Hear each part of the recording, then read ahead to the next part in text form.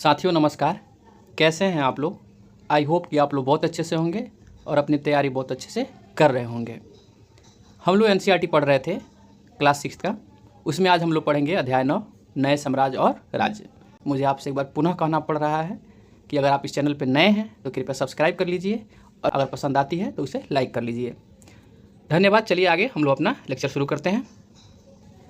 Chapter शुरू होता है और पहला ही जो टॉपिक है वो है समुद्रगुप्त की प्रशस्ति। तो इलाहाबाद में जो अशोक स्तंभ है उससे पता चलता है समुद्रगुप्त के बारे में हमें। समुद्रगुप्त के दरबारी कवि हैं हरिसेन। वे संस्कृत भाषा में प्रशंसनात्मक वर्णन करते हैं समुद्रगुप्त की। इसे ही हम लोग प्रयाग प्रशस्ति या समुद्रगुप्त की प्रशस्ति कहते हैं। तो एक दो प्रश्न तो यहीं से क्रिएट हो जा रहे हैं आपके कि जो इलाहाबाद में अशोक का स्तंभ है उससे निम्न में से किसके बारे में जानकारी पता चलता है। अगर ऑप्शन में दे दिया तो याद रखिएगा समुद्रगुप्त के बारे में। और वहीं जो है अगर मान लीजिए जैसे कि हम लोग बहुत सारे लोग प्रयाग प्रशस्ति के बारे में जानते हैं लेकिन समुद्रगुप्त प्रशस्ति बोल दे तो शायद दिक्कत हो सकता है। और इसे किसने उत्कीर्ण करवाया था तो हरिसेन के बारे में बताया जाता है कि वे जो है उनके दरबारी कवि हैं और उनके प्रशंसा में जो है बहुत सारी बातें उस पर उत्कीर्ण करवाते हैं संस्कृत भाषा में। तो बहुत सारे जो हैं अभिलेख के जो हैं लिपि भी पूछी जाती है। तो याद रखिएगा कि किस भाषा में है। प्रशस्ति का अर्थ होता है प्रशंसा। इसमें जो है वो समुद्रगुप्त के विजयों के बारे में वर्णन करते हैं और उन्हें जो है ईश्वर के बराबर बताते हैं कि समुद्रगुप्त जो है ईश्वर के तुल्य हैं। समुद्रगुप्त को एक कुशल योद्धा बताते हैं और उत्कृष्ट कवि भी बताते हैं कि वे एक अच्छा जो है कवि हैं। इस रूप में उनकी प्रशंसा करते हैं कि समुद्रगुप्त जो है एक अच्छा योद्धा और एक अच्छा कवि भी हैं। समुद्रगुप्त जो है वे एक जो है संगीत प्रेमी राजा हैं। उनके जो सिक्के हैं वे बीड़ा बजाते हुए उन्हें दिखाया गया है।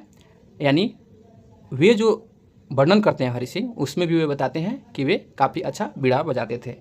याद रखिएगा कुछ एक्स्ट्रा बात है बता देता हूँ अगर यहाँ पे अब बात आई है तो कि समुद्रगुप्त को भारत का नेपोलियन कहा गया है। इलाहाबाद का जो ये स्तंभ है इसमें समुद्रगुप्त को धर्म प्रचार बंधु बताया गया है। तो अगर ऐसे भी पूछे कि धर्म प्रचार बंधु के रूप में किसे जो है बताया गया है तो आप याद रखिएगा कि समुद्रगुप्त को धर्म प्रचार बंधु भी कहा गया है। समुद्रगुप्त जो है वसुबंधु नाम के एक बौद्ध भिक्षु हैं उनको संरक्षण देते हैं। तो ये कुछ जो है उनसे जुड़े हुए तथ्य हैं, आप उसे याद रखिएगा। उनके ज़माने के जो सिक्के हैं उन्हें आप देख सकते हैं कि किस प्रकार जो है बैठे हैं और बीड़ा बजा रहे हैं। ये बीड़ा है उनकी और वे बीड़ा बजाते हुए नज़र आ रहे हैं। हरिसेन जो है 4 प्रकार के राजाओं और उनके प्रति जो है समुद्रगुप्त के नीतियों का वर्णन करते हैं। मानचित्र में हरे रंग के जो क्षेत्र हैं उन्हें आर्यावर्त बोलते हैं और उनके 9 शासक जो हैं उन्हें समुद्रगुप्त क्या करते हैं हरा देते हैं और उसे अपने साम्राज्य में मिला लेते हैं। तो चलिए मैप पे देखते हैं कि कौन से हरे रंग के क्षेत्र है जिसे आर्यावर्त कहा गया है और उनके 9 शासकों को वो हरा के अपने राज्य में मिला लेते हैं। तो ये हरे रंग का क्षेत्र देख लीजिए जिसमें कौन कौन से जगह आते हैं। मथुरा है, कनौज है, प्रयाग है, पाटलिपुत्र है और नालंदा है। यानी इस क्षेत्र को जो है वो अपने शासन के अधीन कर लेते हैं। इसके बाद जो है दक्षिणापथ के 12 शासक जो हैं उनको भी वो पराजित कर देते हैं जिसे लाल बिंदु से दिखाने का प्रयत्न किया गया। इसमें उनके हार जाने के बाद भी उन्हें क्या करते हैं समुद्रगुप्त राज्य को जो है वापस कर देते हैं। ये जो क्षेत्र है इसी की बात की जा रही है कि इसको भी वो जीत लेते हैं समुद्रगुप्त और पुनः उसे वापस कर देते हैं उन्हें शासन करने के लिए। पड़ोसी देशों की बात करें तो जिसे बैगनी रंग से दिखाया गया है उसमें असम था, तटीय बंगाल था, नेपाल है, उत्तरी पश्चिमी कई जो है गण और संघ हैं जिन्हें जो है इनकी अधीनता स्वीकार हो जाती है समुद्रगुप्त की। और वे लोग जो है समुद्रगुप्त के लिए काफ़ी उपहार लाते हैं और जब भी कोई दरबार सभा लगता है तो वे लोग उसमें उपस्थित होते हैं और उनके आज्ञाओं को वो लोग बखूबी पालन करते हैं। तो वे कौन से क्षेत्र हैं तो ये देखिए ये जो है बैगनी क्षेत्र, इसको देख लीजिए। यानी इस क्षेत्र के लोग जो थे जो शासक थे वे समुद्रगुप्त के अधीनस्थ कार्य करना स्वीकार कर लेते हैं और जब भी उनके यहाँ कोई दरबार लगती है तो वे अपना उसमें योगदान देने चले आते हैं।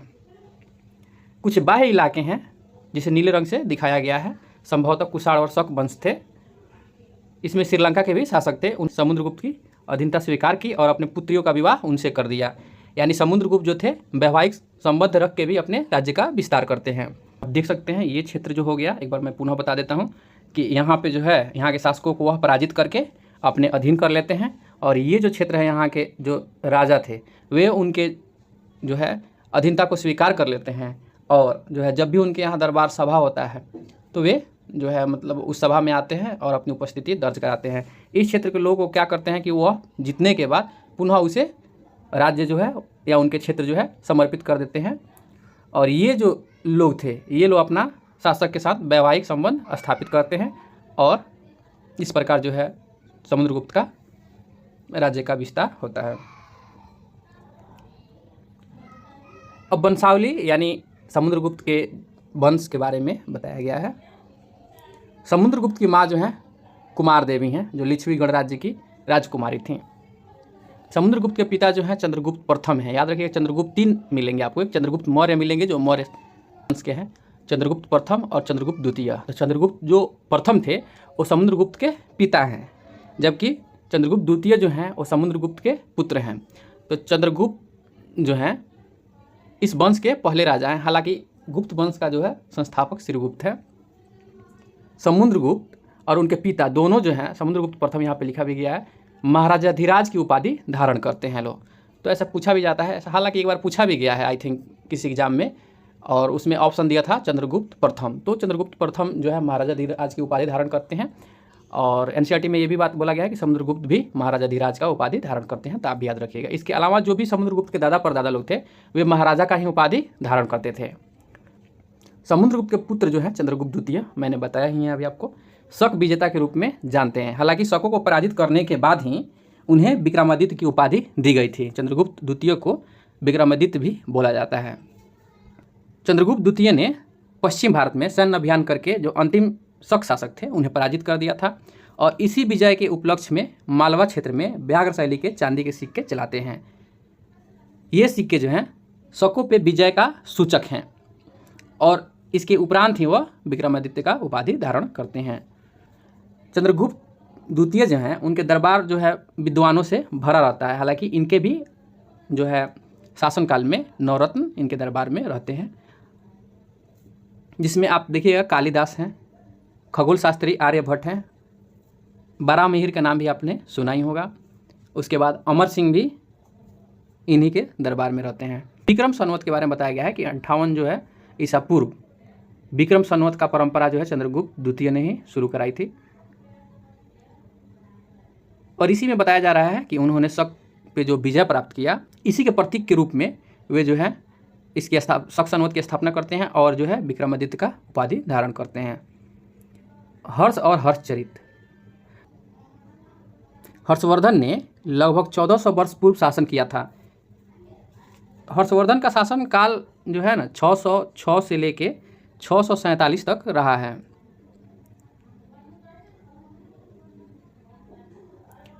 इनके दरबारी कवि जो हैं बाणभट्ट हैं, वो संस्कृत में जो है हर्षवर्धन का जीवनी लिखते हैं जिसे हर्षचरित नाम दिया गया है। तो हर्षचरित की रचना किसने की है? बाणभट्ट ने की है, जिसमें वे हर्षवर्धन के शासनकाल के बारे में और उनके वंशावली के बारे में बताते हैं, यानी उसकी चर्चा किए हैं। चीनी यात्री जो है ह्वेनसांग जो है इन्हीं के शासनकाल में भारत आया था। ये काफ़ी समय तक जो है हर्षवर्धन के दरबार में रहता है और उसकी जो है ना विद्वता देख के काफ़ी जो है हर्ष प्रभावित होते हैं। और ह्वेनसांग की अध्यक्षता में कनौज में जो है एक बौद्ध सभा का भी आयोजन किया गया था, याद रखिएगा इस बात का। और एक बात और मैं आप लोग से पूछना चाहता हूँ कि हर्षवर्धन किस वंश के शासक थे? अगर आप जानते हैं तो कमेंट करिए, नहीं तो कुछ देर के बाद मैं आपको पुनः बता ही दूंगा। हर्षवर्धन जो हैं अपने पिता के बड़े बेटे नहीं हैं। उनके जो है पिता और बड़े भाई की मृत्यु के बाद जो है वो थानेश्वर का राजा बनते हैं। उनके बहनोई जो है कनौज के शासक थे, जो बंगाल अभियान के दौरान जो है बंगाल के शासक द्वारा उन्हें मार दिया जाता है। उनके मरने के बाद जो है कनौज पे क्या करते हैं, हर्षवर्धन जो है अधिकार कर लेते हैं। आगे क्या होता है कि फिर वह बंगाल की तरफ चढ़ाई करते हैं और बंगाल जीत लेते हैं, मगध का क्षेत्र भी जीत लेते हैं। लेकिन उनकी सफलता जो है दक्षिण भारत की तरफ नहीं बढ़ पाई। जिस तरह पूरब में वे विस्तार करते हैं उस प्रकार जो है दक्षिण भारत में वो अपना विस्तार नहीं कर पाते हैं। नर्मदा नदी जैसे पार करते हैं, दक्कन की ओर बढ़ते हैं, तो उनका सामना जो होता है चालुक्य नरेश पुलकेशिन द्वितीय से होता है और पुलकेशिन द्वितीय उन्हें रोक देता है। अब टॉपिक जो है हमारा पल्लव, चालुक्य और पुलकेशिन द्वितीय की प्रशस्ति है और उनके बारे प्रशस्ति मतलब वहीं प्रशंसा, उनके बारे में हमें जानकारी ले लेनी है। इस काल में पल्लव और चालुक्य जो है दक्षिण भारत के महत्वपूर्ण राजवंश थे। यानी जिस समय हर्षवर्धन शासन कर रहे हैं उस समय जो है दक्षिण भारत में कौन लोग शासन कर रहे हैं, तो पल्लव और चालुक्य शासन कर रहे हैं। पल्लवों की राजधानी जो है वो कांचीपुरम है। कांचीपुरम का एक और नाम है मामल्लपुरम। पल्लवों का राज जो है कांचीपुरम के आसपास के क्षेत्र से लेके कावेरी नदी के डेल्टा तक फैला हुआ है। कावेरी नदी का डेल्टा देखिएगा यहाँ पे बनता है बंगाल की खाड़ी के साइड में, तो वहाँ तक फैला हुआ है। जबकि चालुक्यों का राज कृष्णा और तुंगभद्रा नदी के मध्य स्थित है। चालुक्यों की पहली राजधानी जो है वो ऐहोल है, याद रखिएगा। लेकिन दूसरी राजधानी कहाँ है, दूसरी राजधानी जो थी बदामी थी चालुक्यों की, याद रखिएगा। हालांकि ऐहोल जल्दी मिलता नहीं है कहीं, मतलब साइड पब्लिकेशन के जो बुक हैं एनसीईआरटी में लिखा गया है, तो ये इंपॉर्टेंट है आपके लिए कि पहली राजधानी कहाँ थी, तो ऐहोल थी। बदामी मिलता है राजधानी चालुक्यों की।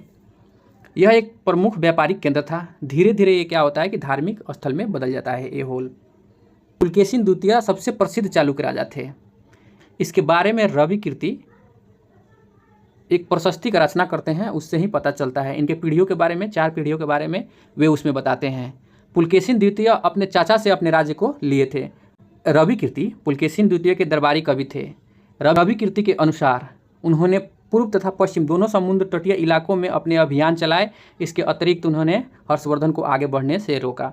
यानी जब नर्मदा नदी पार करके हर्षवर्धन दक्कन के क्षेत्र में जाते हैं तो उनकी सामना पुलकेशिन द्वितीय से होती है और पुलकेशिन द्वितीय उन्हें आगे बढ़ने से रोक देते हैं। साथ ही पुलकेशिन द्वितीय दोनों साइड यानी पूरब की ओर और पश्चिम की ओर समुद्र के तट तक जो है अपना अभियान चलाते हैं। पुलकेशिन द्वितीय ने पल्लव राजाओं के ऊपर भी आक्रमण किया, जिससे कांचीपुरम के दीवार के पीछे उन्हें शरण लेनी पड़ी। यानी जो चालुक्य वंश के शासक पुलकेशिन द्वितीय हैं वो पल्लव राजाओं पे भी अपना आक्रमण करते हैं। लेकिन ये जो शक्ति थी चालुक्यों की, माफ़ कीजिएगा यहाँ चालुक्य होगा, वो काफ़ी अल्पकालीन है। ये विजय भी उनकी अल्पकालीन होती है। धीरे धीरे क्या होता है कि पल्लव और चालुक्य आपसी संघर्ष में भिड़ जाते हैं और दोनों की शक्ति जो है दुर्बल होती जाती है और अंततः इसका फायदा जो है राष्ट्रकूट और चोल वंश उठा लेते हैं और जो है पल्लव और चालुक्यों की जो है अंततः समाप्ति कर देते हैं। इन राज्यों का प्रशासन कैसे चलता था, तो प्रशासन की जो सबसे छोटी इकाई थी वो गांव थी। राजा जो है बहुत सारे बदलाव करते हैं धीरे धीरे, क्योंकि राजा को सामाजिक, आर्थिक, राजनीतिक तथा सैनिक शक्ति का समर्थन जुटाना पड़ता है। प्रशासन के कुछ महत्वपूर्ण पद थे, वे क्या थे, अनुवांशिक थे। यानी पिता के बाद पुत्र, पुत्र का पुत्र, ऐसे चलते वंशानुगत चलने लगता है। और ऐसा भी होता है कि एक ही व्यक्ति कई पदों पे बरकरार रहता है। जैसे कि एक एग्जाम्पल दिया गया है कि हरिसेन जो है वो अपने पिता की तरह महादंड नायक हैं और वे कुमारा मात्य भी हैं। यानी हरिसेन के पिता महादंड नायक हैं तो वो भी महादंड नायक हैं। इसके साथ साथ ही कुमारा मात्य यानी जो राजकुमार हैं उनके जो है उनके महामंत्री हैं। संधि विग्रहिका भी हैं, यानी डेवोस जहाँ होता है उसके हेड भी हैं वो। संभवतः वहाँ पे क्या है कि स्थानीय जो लोग हैं उनका काफ़ी बोलबाला रहता है। नगर श्रेष्ठी यानी जो मुख्य बैंकर हैं, शहरी व्यापारी सार्थवा यानी जो व्यापारी कबीले के नेता हैं उन्हें सार्थवा बोला गया है। प्रथम कुलिक यानी जो मुख्य शिल्पकार है उन्हें प्रथम कुलिक बोला गया है। कायस्थो यानी लिपको, ये लोग जो हैं वहाँ के प्रधान लोग होते थे उस दरबार में। यानी जो नगर श्रेष्ठी जिसे मुख्य बैंकर कहा गया, शहर के व्यापारी सार्थवा, प्रथम कुलिक और कायस्थ, ये लोग जो थे उस दरबार के प्रधान लोग हुआ करते थे। एक नए प्रकार की सेना रखना शासक शुरू करते हैं। वैसे कैसे सेना वो रखते हैं, तो ये लोग जो है नियमित वेतन पे जो है सेना को नहीं रखते हैं, एक सेनानायक को रखते हैं। बदले में उसे वे लोग क्या करते हैं कि कुछ भूमि दे देते हैं भूमि दान में कि ये लो, इससे कर वसूलो और जो है घोड़ा हो गया, सैनिक हो गया, शस्त्र हो गया आदि चीज़ों को जो है एकत्र करो और शक्तिशाली करो, जब जरूरत पड़ेगा तो तुम मेरा साथ देना। तो इस प्रकार की जो है वे लोग सेना का निर्माण करने लगते हैं। यानी टेंडर बेस पे जो है सेना तैयार होने लगती है कि जब मुझे ज़रूरत पड़ेगी तुम मेरा समर्थन करना, बदले में हम तुम्हें भूमि दान दे देते हैं, इतना तुम इस पर जियो खाओ। वही बात लिखा गया है कि कुछ राजा अभी भी पुराने राजाओं की तरह जो है सुसंगठित सेना रखते हैं, पर इसके साथ साथ कुछ लोग जो है सेनानायक भी रखते हैं, जिसमें क्या होता है कि राजा को आवश्यकता पड़ने पर सैनिक सहायता मिल जाता है और इससे जो है उन्हें नियमित वेतन भी नहीं देना पड़ता है। राजा क्या करते हैं, कुछ भूमि भूदान में दे देते हैं और यहीं दी गई जो है भूमि उसी से वे लोग कर वसूलते हैं और सेना घोड़ा का देखभाल करते हैं। साथ ही इससे जो है युद्ध के लिए हथियार जुटाते हैं और यही लोग जो है आगे चल के सामंत कहलाते हैं। यानी जो राजा जो क्षेत्र को देता था वहाँ से कर वसूलते थे और अपना जीवन यापन चलाते थे। इन्हीं लोगों को आगे चल के सामंत बोला गया है। जहाँ शासक दुर्बल पड़ जाता है यानी कमज़ोर पड़ता है, वहाँ के क्या करते हैं सामंत, अपने आप को स्वतंत्र घोषित कर देते हैं और अपना जो है शासन स्थापित कर देते हैं। इस प्रकार नए नए राज्यों का उदय भी शुरू हो जाता है। दक्षिण के राज्यों में कुछ सभाएँ होती है। ये सभाएं मुख्यतः दो प्रकार की होती है, एक तो जहाँ ब्राह्मण है और एक जहाँ ब्राह्मण नहीं है। तो जहाँ ब्राह्मण है उनकी जो संस्था थी उसे सभा कहा गया है, और जहाँ ब्राह्मण नहीं है उनके संस्था को ऊर कहा गया है।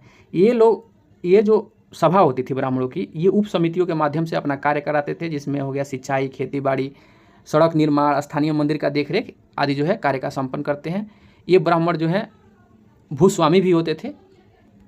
नगरम व्यापारियों के एक संगठन का नाम था, संभवतः इसमें जो है काफ़ी धनी और शक्तिशाली भूस्वामी व्यापारियों का नियंत्रण रहता था। उस जमाने के आम लोगों की क्या स्थिति थी उनके बारे में थोड़ा सा देख लेते हैं। जनसाधारण का जो जीवन था वो थोड़ा बहुत उनकी झलक जो है हम लोग नाटकों और अन्य स्रोतों से देख सकते हैं, मिलता भी है। कालिदास जो है अपने नाटकों में उस समय के राज दरबार का जो जीवन चित्रण करते हैं उसके लिए भी वे काफ़ी प्रसिद्ध हैं, और नाटकों के माध्यम से वे काफ़ी रोचक जानकारी देते हैं, जिसमें बताते हैं वे कि राजा और अधिकांश ब्राह्मण जो है एक दूसरे से संस्कृत भाषा में बात करते हैं, जबकि आम जो लोग हैं और आम जनमानुष जो है, महिला हैं, लोग हैं, वे प्राकृतिक भाषा में बात करते हैं। कालिदास का एक प्रमुख जो है नाटक है अभिज्ञान शकुंतलम, जिसमें वे दुष्यंत नाम का एक राजा का बात करते हैं और शकुंतला से उनकी प्रेम की बात करते हैं, यानी दुष्यंत और शकुंतला की प्रेम कहानी का उसमें वर्णन करते हैं वो। तो इसमें हम लोगों को इतना ही जानना था, और अंत तक बने रहने के लिए आपको पुनः मैं एक बार धन्यवाद कहना चाहूँगा। अगर आपको हमारी सीरीज़ अच्छी लग रही है तो कृपया इसको लाइक कर लीजिए, सब्सक्राइब कर लीजिए और अपने दोस्तों के साथ शेयर कर लीजिए।